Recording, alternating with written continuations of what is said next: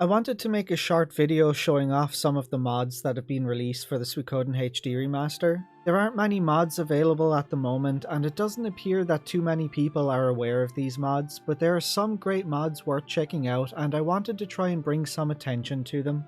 I'll have a link to all of the mods in the description below. Needless to say, these mods are only available to people who have the game on PC, so you console players are out of luck. The first mod I want to show is the Suikoden Fix mod by D3X Machina, or Dex Machina. This is the best mod for the game out there at the moment. It includes so many quality of life features that many fans wanted that Konami neglected to add to the game. All of the features this mod adds are optional, and each of the changes can be individually enabled or disabled depending on what you want. This mod allows you to do things such as disabling the vignette effect, which many fans seem to dislike, but I actually like the vignette effect. I think it adds to the atmosphere when you're inside caves. But for those of you that dislike it, this mod allows you to disable it. You can have the game remember the last battle speed option you used, which is something that I wish Konami included in the game as a setting, as it's annoying having to speed up every single battle. The mod also has adjustable multipliers for damage, encounter rates, item drops, potch and experience gains, so you can customize each aspect of the game to make it either easier or more challenging depending on your needs. It also allows you to add Valeria and Casimir to Leona's Tavern, so you can use both of them. It also adds Matilda to Leona's Tavern, which saves you the trip to Gregminster every time you want to add him to your party.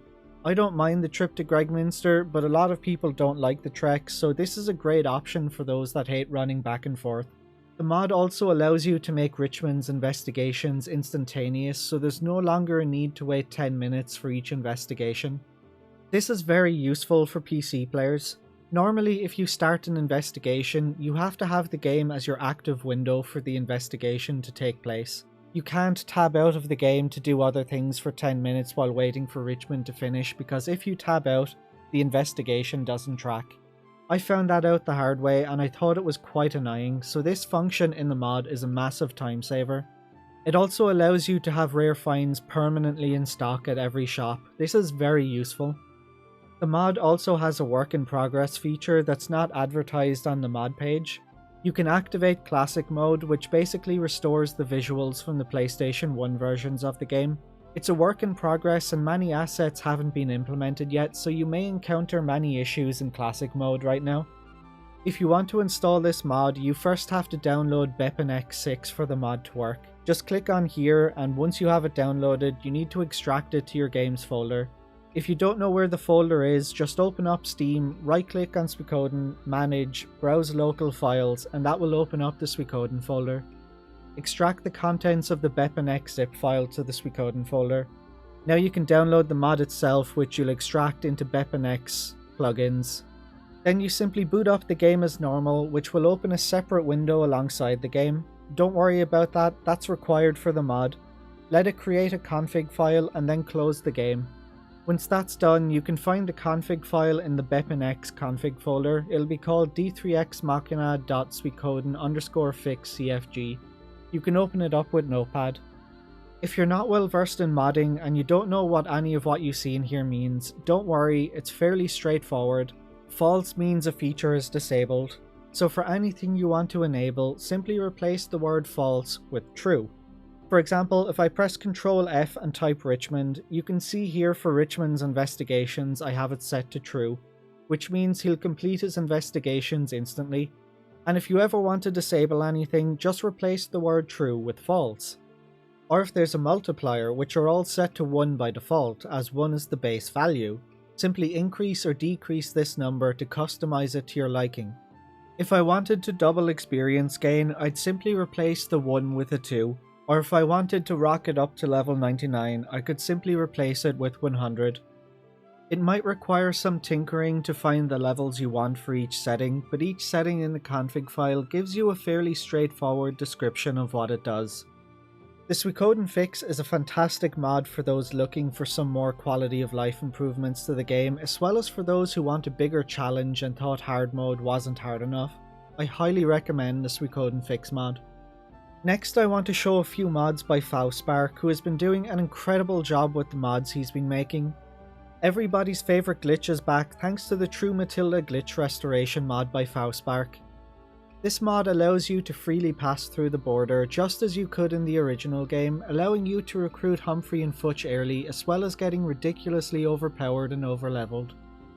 There are two versions of this mod. One removes the gate and the dialogue check, allowing you to pass freely. The other version keeps the visual of the gate intact but lets you push an invisible gate to cross through. It doesn't matter which one you download, both accomplish the same thing.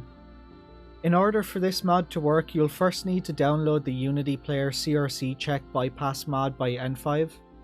Incredibly simple stuff, just follow the basic instructions. Extract the DLL file from the Unity Player CRC mod and place it in the Suikoden game folder and overwrite unityplayer.dll. But create a backup of the original Unity Player DLL file first, just in case. Then download the True Matilda Glitch Restoration mod and drop it in the Suikoden folder and you're good to go. The Kraken patch is another mod I'd highly recommend by Faustspark. This one adds Abasboa, Relodia and Chuchara to the docks of your castle after you've recruited Vicky and Bado. You can recruit all three of them without requiring any listening crystals, and none of them will take up a place as a Star of Destiny. So now you can recruit Feather, Siegfried and all of the Krakens without being locked out of the best ending. For those of you who never recruit them because it locks you out of getting the best ending, this mod is perfect for you. This mod requires both the BepNX and Unity Player CRC mods installed. Once they're both installed, simply download the Kraken patch file and drop it into the Suikoden folder. Another great mod by Faustspark is the Early Recruitment patch. This mod allows you to recruit several characters much earlier than normal. The big issue we all had with Tasai is how late in the game he's recruited, which makes many of the hammers you find for him useless. With this mod, Tasai becomes recruitable immediately after the events in Two River City, which saves you a trip to Couscous every time you want to upgrade someone's weapon. Gantetsu is another character I always felt joined too late in the game. He would have been a great character to recruit a little earlier and bring along for the Necklord fight, and thanks to the early recruitment patch, he can be recruited almost as soon as you arrive in South Window. Genshu becomes recruitable as soon as you have a level 14 weapon without needing a level 4 castle. Genshu is a character I always wanted to use more, but he normally joins right at the end of the game, and by that time my party is pretty much set in stone for that playthrough, so I rarely ever used him. And now, thanks to this mod, I can finally enjoy playing through the game with him. Longchan Chan can now be recruited in Matilda. He was always in Matilda before being in Crom, but if Wakaba was in your party in Matilda, Longchan Chan wouldn't be there. This mod removes that restriction, so now you can encounter and recruit him much earlier with Wakaba in your party. You can also recruit Alberto once you get Annalie. He no longer requires Pico to be recruited as well. And it also allows you to recruit Bob earlier as long as you recruit the beast characters and the squirrels. And a day after I recorded this while I was editing the video, an update was released for this mod that allows you to recruit Peshmerga, Mazus and Vincent as soon as you have a level 3 castle. But the description for Peshmerga is wrong, as I was able to recruit him immediately after Two River with a level 2 castle, which then allowed me to recruit Genshu as Peshmerga's weapon was above the level 14 requirement. It's a great mod and I'd highly recommend it. You can install it pretty much the same way as the previous mods, just drag and drop the mod file into the Suikoden folder, but it does require the Unity Player CRC mod to work. And lastly, I want to quickly show the Project Chiaro mod.